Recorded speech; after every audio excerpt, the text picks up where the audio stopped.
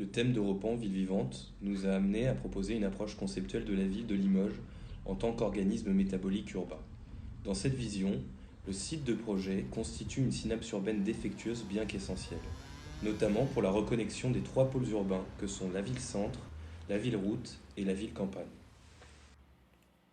Au-delà des problématiques évidentes de reliance et de mobilité urbaine, le site a accueilli des greffes bâties isolées et disparates, formant un patchwork très hétérogène au sein d'une topographie marquée. Autant de pièces urbaines à recoudre ensemble. La question du vivant, qu'il soit humain, animal ou végétal, sera le lien entre ces pièces. Il devient dès lors l'outil de régénération de la synapse, afin de reconnecter la ville au grand paysage limougeaud par l'intermédiaire de la Vienne en contrebas. Le projet aborde la question du processus à travers deux aspects. Le premier est caractérisé par un principe simple. La ville est autosuffisante pour sa régénération. Le projet propose ainsi de considérer l'objet territorial limougeaud comme une mine urbaine dont les ressources perdues ou inexploitées sont suffisantes pour générer par le réemploi une nouvelle urbanité centrée autour du paysage, du lien habitant et d'une synergie entre les acteurs.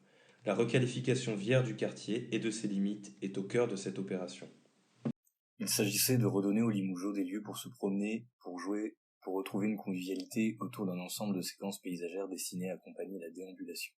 En plus du lien habitant, la requalification du Viers permet de valoriser le foncier existant et ainsi d'enclencher un ensemble de réhabilitation d'initiatives privées autour d'un paysage spécifique au lieu.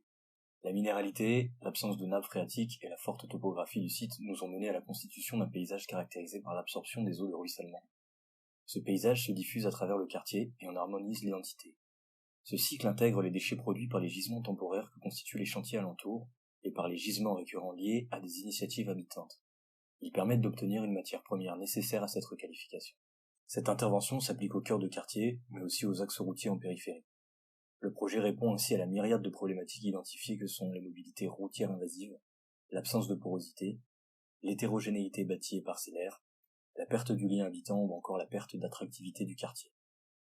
La valorisation foncière créée par la requalification des sols permet de lancer un cycle de réhabilitation du bâti privé existant. Ce dernier est accompagné de prescriptions architecturales communes et de séquences paysagères variées. Le second volet du processus engagé est centré à la fois sur l'humain et sur le volet économique de l'opération. Le cycle de réemploi s'accompagne d'une cogestion-génération qui investit l'ensemble des acteurs locaux, qu'ils soient habitants, entrepreneurs privés ou publics. La programmation se décline selon deux opérations qui correspondent respectivement au cœur du quartier et aux espaces des friches, en proue de cet espace urbain. Au cœur du tissu existant, ce processus place l'habitant à la source des différents projets de cette acupuncture urbaine. La requalification valorise l'identité profonde du quartier et s'appuie sur le déjà là, grâce à l'identification de vacances. Les programmes administratifs publics ainsi que de nouveaux programmes communautaires s'implanteront au sein de ces dernières, par un investissement public. Certaines parcelles en lanière en désuétude seront utilisées pour recréer des porosités transversales, afin de rouvrir le quartier sur ses alentours.